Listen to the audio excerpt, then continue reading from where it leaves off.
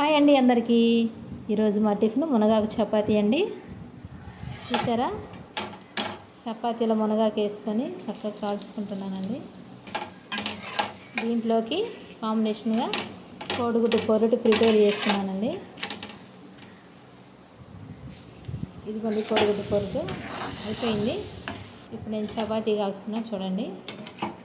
ఏం లేదండి, మనం రోజు చేసుకునే చపాతీలాగే పిండి కలుపుకొని అందులో కొద్దిగా మునగాకు శుభ్రం చేసుకొని మునగాకు కొడేసి బాగా పిండి కలుపుకొని రోటీ చేసుకోవటమేనండి.